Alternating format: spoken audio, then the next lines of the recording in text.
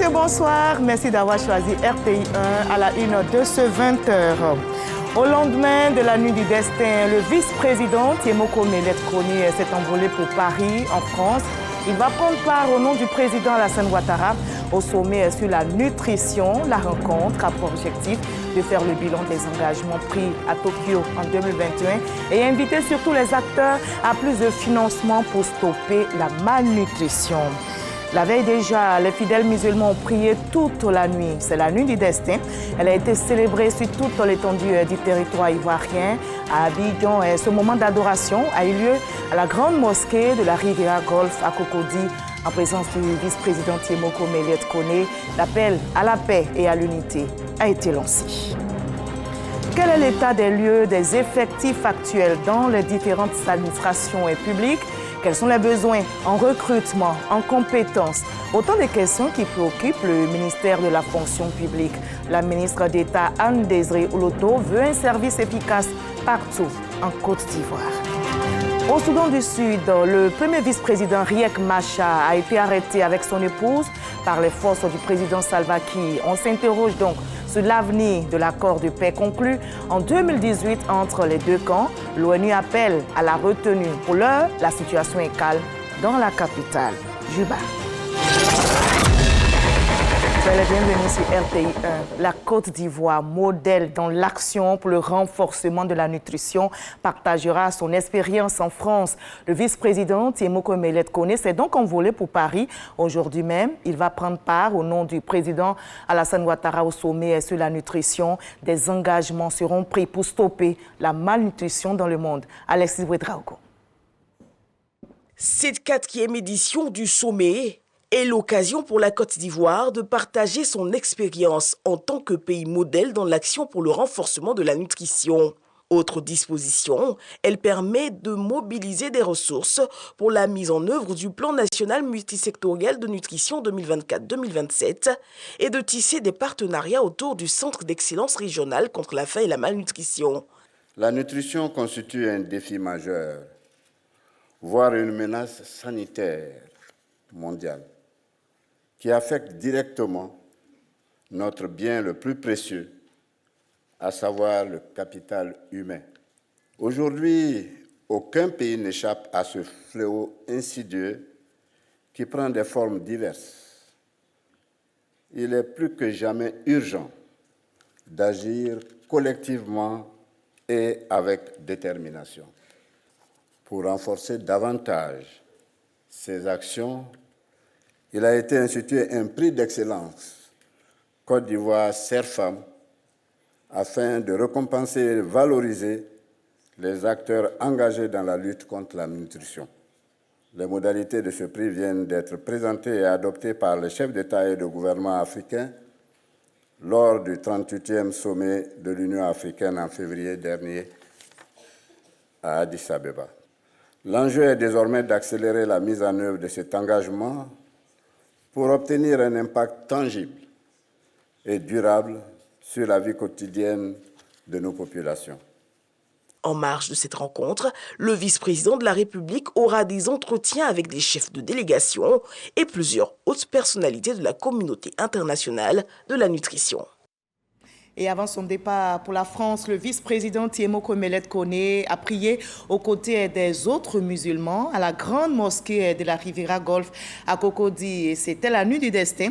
Elle a été célébrée, je rappelle, sur toute l'étendue du territoire ivoirien. Sous l'égide du COSIM, ce moment d'adoration a été marqué par une conférence sur la responsabilité individuelle et collective dans la préservation de la paix sociale. Mama Traoré.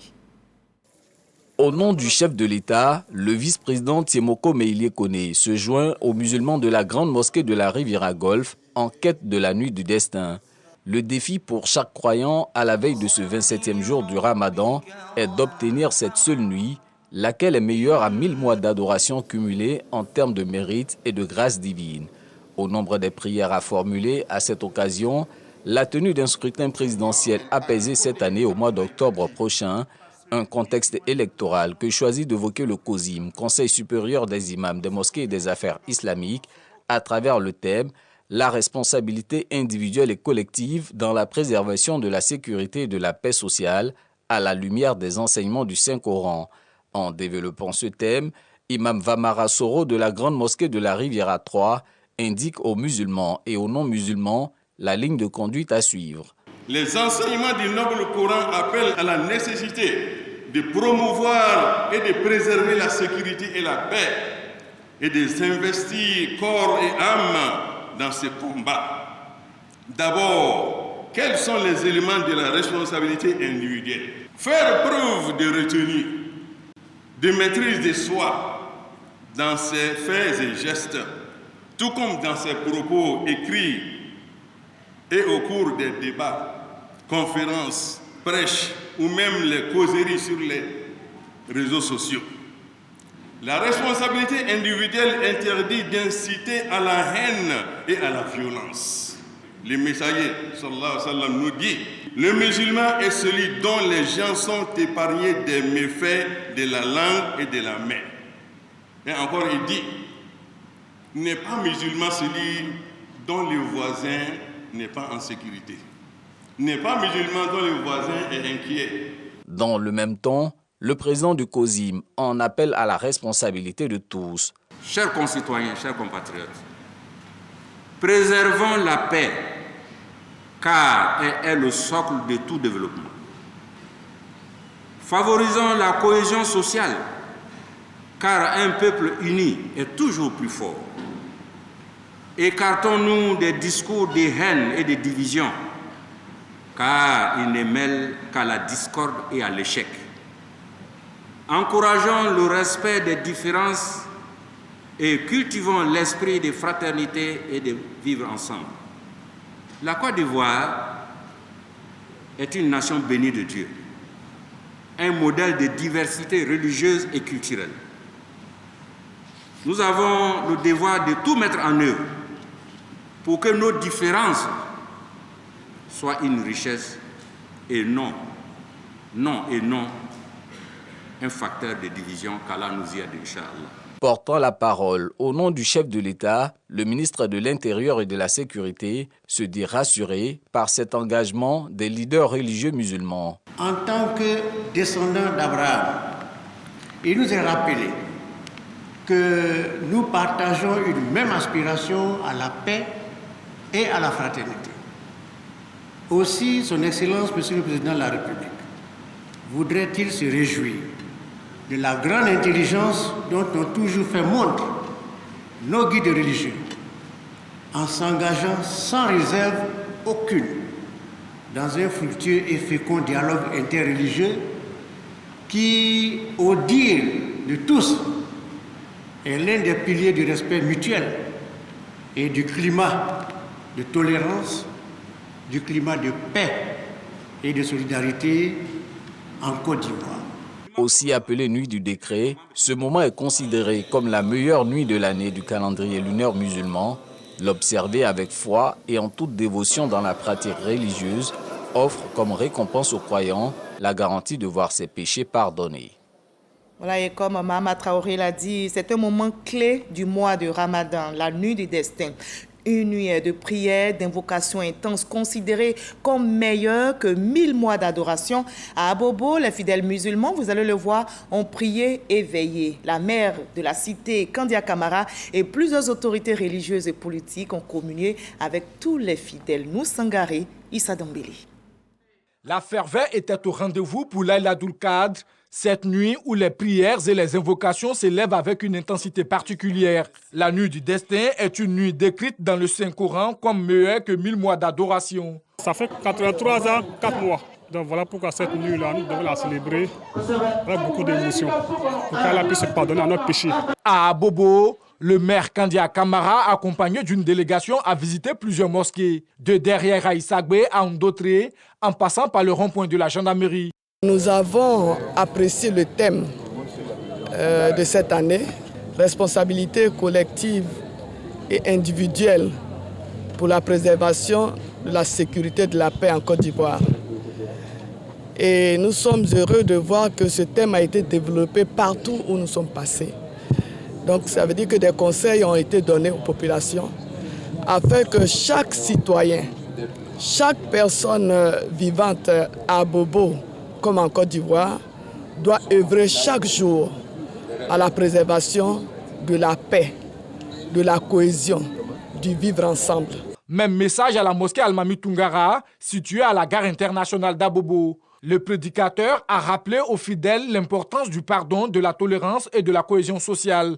Un appel soutenu par le médiateur de la République, Adama Tungara, venu partager ce moment de recueillement. Nous avons prié pour toute la Côte d'Ivoire, toutes les confessions religieuses, pour que 2025 soit une année de paix et sans violence. Au centre culturel d'Abobo, les ressortissants du Bafing ont reçu des conseils spirituels mettant en avant la solidarité et l'entraide. Nous ne voulons pas nous faire peur, mais nous disons aux populations, aux jeunes, que la politique, certes, l'engagement, certes, mais que cela n'entre pas dans la violence. Alors que le mois de Ramadan touche à sa fin, Laylatul Qadr rappelle l'essence même du jeûne. La foi, la piété et le don de soi. Une ultime étape avant l'Aïd el-Fitr qui viendra sceller un mois de dévotion et de partage. Voilà, et la nuit du destin a été célébrée partout en Côte d'Ivoire par les fidèles musulmans. Je vous conduis maintenant dans des communes du district d'Abidjan ainsi qu'à Grand Bassam, la ville historique, pour voir l'ambiance. La nuit du destin est une nuit particulière du mois du Ramadan pour les fidèles musulmans. Cette nuit a été l'occasion pour les communautés de raffermir les liens de fraternité. C'est une cérémonie de bénédiction, de doua pour nous-mêmes, pour nos communautés et pour nos défunts. Ça fait pratiquement près de 15 ans que les deux sous-préfectures, Boya et Kwasida-Tekro, nous réunissons ici pour, n'est-ce pas, raffermir les liens entre les fidèles musulmans que nous sommes. Nous souhaitons que les bienfaits de ce mois de Ramadan, qui coïncide également avec le carême chrétien, puissent permettre donc à notre pays de continuer sa marche vers le développement dans la paix. C'est autour d'une lecture du Saint-Coran que l'imam de la grande mosquée centrale des Grands Bassam, Cheikh Ibrahim Diaye, et les fidèles musulmans ont célébré l'Aïd-Latul Qadr, la nuit du destin. Il est de notre devoir, cette nuit-là, de prier beaucoup. Nous avons fait 4 fois le Coran, justement d'abord pour prier pour ces pays-là. Prier pour les dirigeants de ces pays. À la mosquée centrale, Fatima Zahra, le président du COSIM Sud, Komo Cheikh Moussa Dramé, évoque aux fidèles les attitudes à adopter pour bénéficier des mérites de cette nuit. Nous avons aussi lu la Dalaïl Khairat pour confier notre beau pays à Allah, le Tout-Puissant. Et nous avons demandé aussi à la jeunesse d'être des enfants bénis, d'éviter d'agir dans la violence. La chose que nous pouvons demander aujourd'hui en Côte d'Ivoire, c'est qu'il y ait la paix. Nous sommes présents aux côtés des populations lors des grands événements avec nos frères et sœurs de confession musulmane qui, à travers cette nuit du destin, vont prier pour notre pays, pour nos autorités, avec à leur tête le président de la République, et prier pour la consolidation de la paix. Voilà, les fidèles chrétiens intensifient aussi les prières pour la consolidation et de la paix. Ils font le carême, vous le savez, depuis le 1er mars. C'était une période de dévotion à Dieu, mais aussi de renforcement de la solidarité. Le président de l'Assemblée nationale, Adama Bictogo, a rendu visite à des guides religieux, l'archevêque d'Abidjan, le cardinal Ignace Bessidogbo, Monseigneur Lezouti et le révérend Robert Dion. Le reportage de Konaté Moussa. Adama Bictogo apporte son soutien à la communauté chrétienne en cette période de carême. Un soutien matérialisé par cette visite au cardinal Ignace Bessidogbo. C'est une période de partage, de solidarité. Et sa démarche s'inscrit dans ce cadre-là. Donc j'ai été très heureux de le recevoir et d'accueillir cette solidarité, ce partage.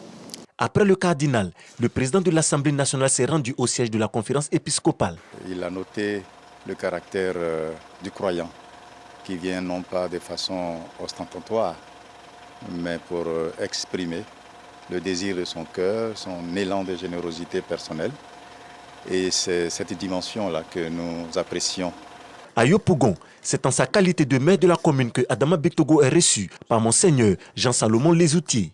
Vous voyez derrière les tonnes de vivres que Son Excellence a bien voulu nous offrir pour que nous soyons la courroie de transmission de ces vivres-là pour tous ceux qui en ont besoin.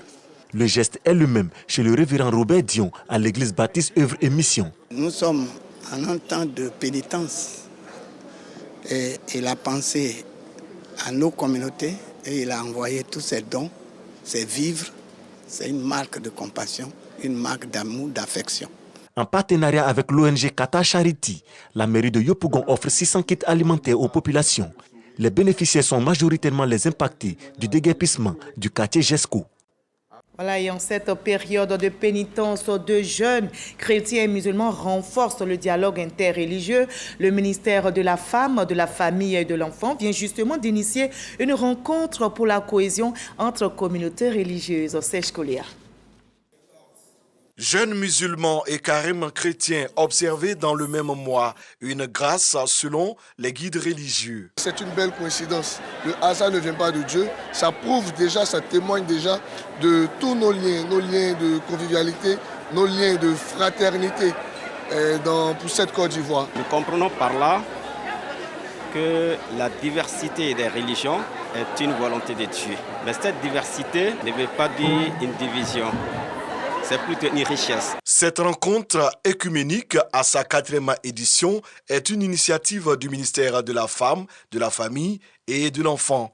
Elle se déroule autour du thème « Femme ivoirienne, actrice du vivre ensemble, préservons nos valeurs pour une paix durable ». Nous avons vu la nécessité de partager ce moment-là avec les femmes et s'appuyer sur ces femmes-là pour que les femmes qui sont les socles de nos familles continuent leur travail d'ambassadrice de la paix et que cette paix-là rejaillit sur toute la Côte d'Ivoire. En cette année électorale, la vice-présidente du Sénat, représentant la présidente Kandia Kamara, prône l'union autour des messages d'unité et de cohésion sociale. Donnons-nous la main. C'est main dans la main que nous allons faire taire certaines rumeurs qui disent qu'en période d'élection, on doit avoir peur en Côte d'Ivoire. Non. Ce cadre d'échange vient consolider le dialogue et le brassage interreligieux qui demeure une réalité en Côte d'Ivoire.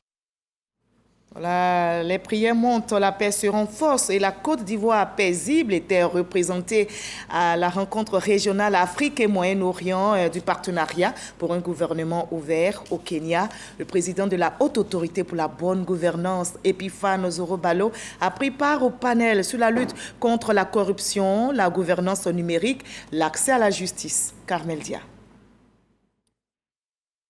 Nous sommes à Nairobi, capitale du Kenya. Depuis ce mardi, ils sont nombreux ces acteurs engagés pour une bonne gouvernance à prendre part à la rencontre régionale Afrique et Moyen-Orient du partenariat pour un gouvernement ouvert. La Côte d'Ivoire y est représentée par le président de la Haute Autorité pour la bonne gouvernance, Epiphane Zorobalo. Depuis son arrivée, il multiplie les échanges bilatéraux et les performances économiques de la Côte d'Ivoire sont mises en avant. Nous sommes passés d'un pays à revenu intermédiaire à un pays à revenu intermédiaire dans la tranche supérieure grâce au principe de gouvernement ouvert, grâce à l'implication de la société civile, de la population dans la gestion quotidienne de l'État, dans toutes ses composantes au niveau judiciaire, au niveau économique, au niveau législatif. Le résultat, c'est qu'aujourd'hui, près de 99% de nos villages sont électrifiés. L'accès à l'eau potable est favorisé. Les écoles primaires, les collèges de proximité ont pu être construits. Lancé en 2011 aux Nations Unies, le partenariat pour un gouvernement ouvert encourage les États à prendre des engagements concrets pour renforcer la démocratie participative. Sa mission est claire, placer le citoyen au cœur des décisions publiques en favorisant la transparence et la redevabilité.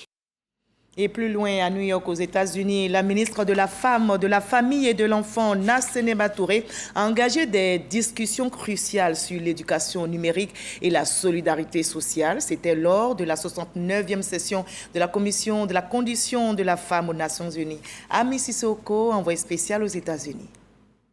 siège des Nations Unies à New York. La ministre de la Femme, de la Famille et de l'Enfant échange avec Elisabeth Baum-Schneider, chef du département de l'Intérieur de la Confédération suisse, sur le renforcement des institutions de formation et d'éducation féminine au numérique, surtout de la coopération entre la Côte d'Ivoire et la Suisse en matière d'autonomisation des femmes. La rencontre avec Naïma Ben Yaya, ministre de la Solidarité, de l'Insertion sociale et de la Famille du Royaume du Maroc, est consacrée aux pistes de coopération dans les domaines de la solidarité, de l'insertion sociale et de la famille.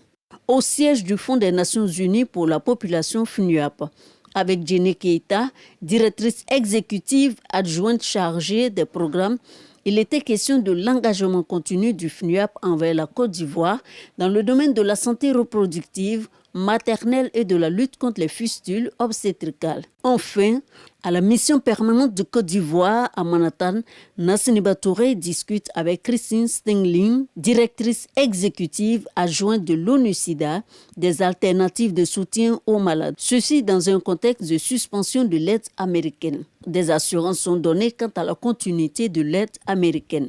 Des rencontres en marge de la 69e session de la Commission de la condition de la femme aux Nations Unies. Et on arrive à ces questions très importantes. Quel est l'état des lieux, des effectifs actuels dans les différentes administrations publiques? Quels sont les besoins en recrutement, en compétences, en effectifs? Autant de questions qui préoccupent justement le ministère de la fonction publique, et la ministre d'État Anne-Désirée Loto veut un service efficace partout en Côte d'Ivoire. Grâce Kando pour le reportage. La conférence de programmation des effectifs de la fonction publique permet de planifier et d'optimiser les effectifs de l'administration ivoirienne afin de répondre aux besoins prévisionnels en recrutement. Avec l'émergence de nouveaux métiers, vous avez des situations où il faut créer des emplois nouveaux. Donc c'est tout cet ensemble de données qui sont passées en revue lors de cette conférence de programmation des effectifs avec les ministères techniques, notamment les directeurs des ressources humaines des ministères. Il s'agit de pouvoir organiser pour la session 2026 les concours qui vont être donc l'expression des besoins faits ici par les directeurs des ressources humaines. Pour ce qui concerne le ministère des Eaux et Forêts, c'est le recrutement de 20 ingénieurs chaque année que nous avons souhaité pour pouvoir mettre en œuvre nos projets structurants. Également, nous avons souhaité renforcer les capacités des ingénieurs issus de la promotion exceptionnelle. Cette conférence de programmation, la 4e du genre, vise à consolider les acquis en matière de gestion des effectifs de l'administration publique. De 2011 à 2025, notre administration a grandi. Elle est aujourd'hui performante, efficace. Elle est beaucoup plus présente partout en Côte d'Ivoire à travers des infrastructures, des établissements scolaires, des universités. Il est important de bien maîtriser tous ces effectifs. Et par la même occasion, nous avons aussi besoin de maîtriser notre masse salariale. Nous avons un souci de bonne gouvernance qui nous oblige à respecter nos engagements et les normes en la matière. Les 3 éditions précédentes ont enregistré des avancées telles que le renforcement de la transparence et de l'efficacité dans le recrutement, la gestion des personnels de l'État et l'amélioration de la gestion des carrières. Le ministère de la Cohésion nationale, de la solidarité et de la lutte contre la pauvreté est aussi actif sur le terrain. Miss Belmondogo et son équipe étaient dans le département de Ouélé. Elle est allée apporter le soutien du gouvernement aux victimes des récentes intempéries dans la région de Lifou. La ministre gouverneur du district autonome des lacs, Raymond Goudoukofi, était également de la mission, nous rapporte Michel Mambo. 445 ménages sans abri, 3 blessés, des écoles primaires et maternelles, le centre de santé et bien d'autres infrastructures décoiffées.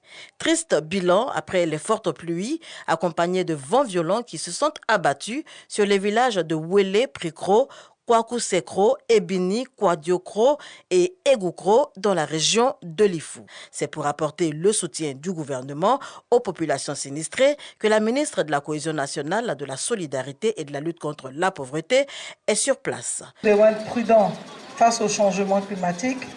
C'est nouveau, c'est vrai, mais nous devons faire appel à la prudence. Et j'insiste là-dessus parce que ça ne fait que commencer. Pour les dons, tout le monde peut avoir le riz. Pour ce qui concerne le ciment et les tôles. Priorité est faite aux ménages les plus vulnérables. Priorité aux écoles et aux centres de santé pour permettre à la population de fréquenter à nouveau ces centres-là. Miss Belmondo Dogo est accompagnée dans sa mission par Raymond Goudou-Kofi, ministre-gouverneur du district autonome des Lacs. Nous avons la chance d'avoir un président qui écoute ces populations, qui est proche de ces populations. Merci beaucoup.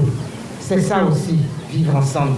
Des feuilles de tôle, du ciment, des nattes, des vivres et des non-vivres et du numéraire d'une valeur totale de près de 2 millions de francs CFA pour soulager ces populations. Elles expriment leur reconnaissance au gouvernement.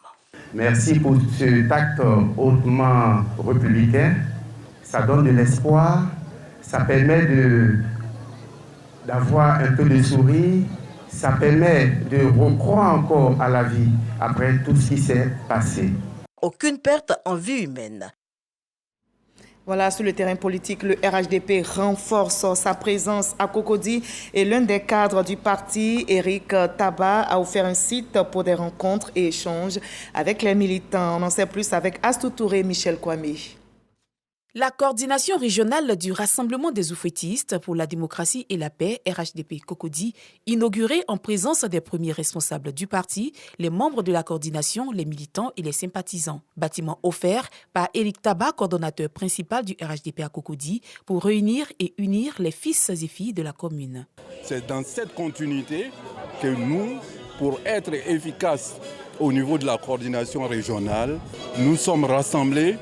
Le résultat se fera sentir dans les mois à venir. Signe de la vitalité du parti, cet espace se veut un lieu de réflexion et d'échange pour relever les défis futurs. Depuis donc notre nomination, nous avons décidé d'unir les filles et les fils de Cocody pour le compte du RHDP, afin que nous puissions gagner toutes les élections. Bien évidemment, cela ne peut se faire sans la cohésion, sans la solidarité et le don de soi. Nous pensons que ce siège permettait à tous les militants de se retrouver et d'échanger sur la vie du parti à Cocody. Pour nous permettre, nous, RHDP, de très prochainement conquérir Cocody. Je pense qu'avec des hommes comme Éric Taba, ce sera aussi possible grâce à vous. Et vous pouvez compter sur la votre direction. Engagés, les membres du bureau exécutif se disent prêts à aller à l'assaut des militants. Nous lançons un appel à tous ceux qui se sentent RHDP. Désormais, nous avons un bureau de la coordination à Cocody. Tous ceux qui veulent le développement dans ce pays, tous ceux qui veulent le bien vivre dans ce pays, nous les appelons de venir tous ici à ce siège qui est fait pour eux. Rappelons que la coordination régionale RHDP Cocody dispose d'une salle de réunion et 5 bureaux. Éric Taba note par ailleurs que les activités politiques débuteront au mois d'avril et se poursuivront jusqu'à la victoire du RHDP. Il est aussi acteur sur la scène politique ivoirienne. Jean-Louis Billon s'est rendu dans la commune de Yopougon, une tournée qu'il a initiée à quelques mois de la présidentielle pour recueillir les préoccupations des femmes présidentes d'associations. Carmel Dia, Célestin Frodo.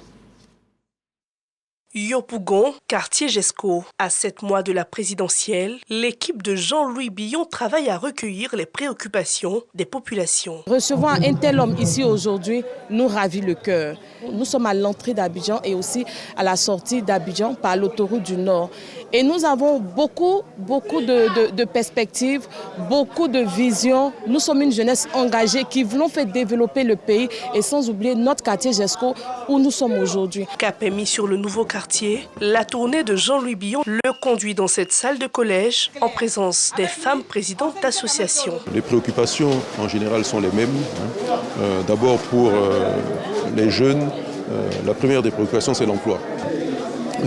Et parmi les préoccupations qui concernent l'éducation, la santé, j'ai été très attentif à ce que les femmes m'ont raconté et ça me permet moi-même, comme je le dis toujours, d'affiner mon projet de société. Personne ne va se mettre dans la violence. Je veux tous des élections apaisées. Une remise de dons aux communautés présentes pour ce temps de carême a mis fin à la rencontre. Et pour la Côte d'Ivoire, on soutiendra tous Zena Bansé. Elle rempile pour le record Guinness. Après une première tentative, l'Ivoirienne remet le couvert et elle est déterminée à effacer la déception de son précédent essai. La chef ivoirienne se lance donc à nouveau à la conquête du plus long marathon culinaire du monde. Elle mettra donc du 27 mars au 2 avril prochain ses talents culinaires à l'épreuve au Parc des Sports de Trècheville où elle cuisinera pendant 6 jours sans relâche. La Confédération africaine de football a attribué à l'Association égyptienne de football et au gouvernement égyptien les droits d'organisation de la Coupe d'Afrique des Nations des moins de 20 ans. Et cela fait suite à la décision de la Fédération ivoirienne de football et du gouvernement de Côte d'Ivoire de se retirer de l'organisation du tournoi. L'Association égyptienne de football et le gouvernement égyptien, je rappelle, avaient précédemment soumis une candidature pour accueillir cette compétition. Et on va terminer par le Soudan du Sud, où le premier vice-président Riek Machar a été arrêté avec son épouse par les forces du président Salva Kiir. On s'interroge donc sur l'avenir de l'accord de paix conclu en 2018 entre les deux camps. L'ONU appelle de son côté à la retenue. Pour l'heure, la situation est calme dans la capitale, Juba. Fin de ce 20h. Merci à vous tous de l'avoir suivi. Demain, vous avez rendez-vous avec Kolo Koulibaly et Marine Cognan pour le grand journal. Moi, je vous dis à très bientôt, surtout dans la paix.